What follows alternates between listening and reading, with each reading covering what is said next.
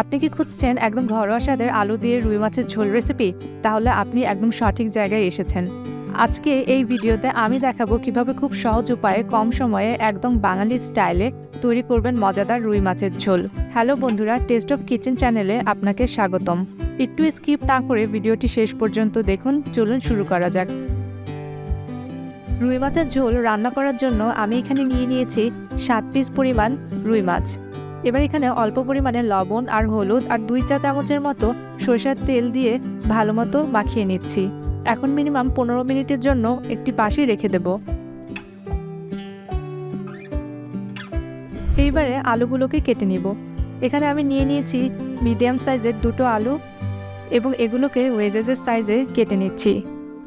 বন্ধুরা, আপনারা আমাকে কে কোন জায়গা থেকে দেখছেন কমেন্ট করে জানাতে পারেন। কাটা হয়ে গেলে একটি বাটিতে কিছু পানি নিয়ে আলুগুলোকে ভালো করে ধুয়ে নিতে হবে, তারপর একটি পাশে রেখে দিতে হবে।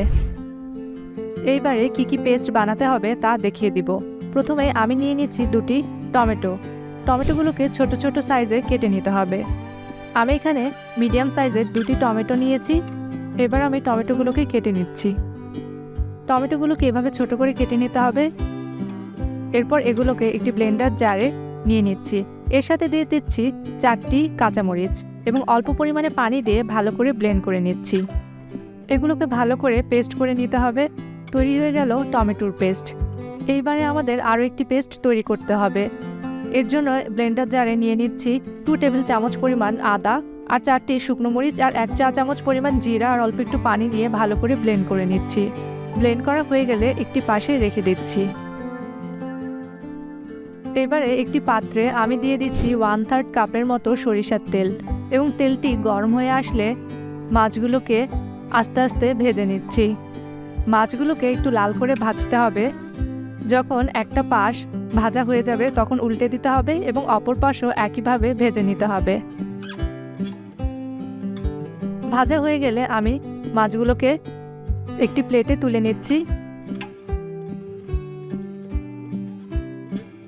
ঠিক একই তেলে আমি আলুগুলোকেও ভেজে নিচ্ছি। আলুগুলো ভাজার সময় অল্প একটু লবণ আর অল্প একটু হলুদের গুঁড়া দিয়ে ভাজতে হবে।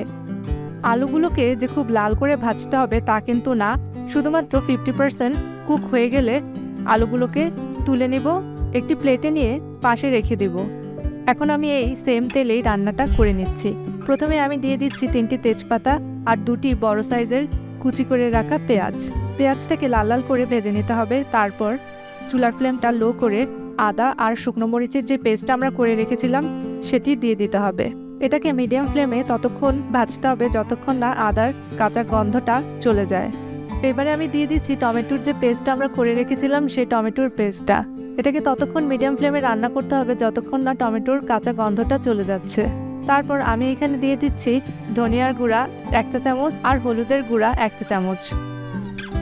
এরপর এখানে ভেজে রাখা আলুগুলো দিয়ে দিচ্ছি। যেহেতু আলুগুলো 50% কুক করা আছে, তাই বাকি 50% কুক করতে আমরা এখানে দিয়ে দিচ্ছি পরিমাণ মতো পানি। আলুগুলো যখন সিদ্ধ হয়ে আসবে তখন আমাদের এখানে দিয়ে দিতে হবে ভেজে রাখা মাছগুলো দিয়ে দেওয়ার পরে আরও অল্প কিছুক্ষণ লো ফ্লেমে রান্না করতে হবে। সবার শেষে আমি এখানে দিয়ে দিচ্ছি কুচি করে রাখা ধনেপাতা এবং কেটে রাখা কাঁচামরিচ। বৃষ্টির দিনে গরম ভাত আর এইরকম 1 প্লেট রুই মাছের ঝোল ভাবলেই জিভে জল চলে আসে। যদি এই সম্পূর্ণ রেসিপিটি আপনাদের ভালো লেগে থাকে তাহলে অবশ্যই আমাকে কমেন্ট করে জানাবেন। আমার চ্যানেলটি অবশ্যই সাবস্ক্রাইব করবেন এবং আমার এই রেসিপিটি বন্ধুদের সাথে বেশি বেশি শেয়ার করবেন। আমার এই রেসিপিটি দেখার জন্য ধন্যবাদ। সবাই ভালো থাকবেন।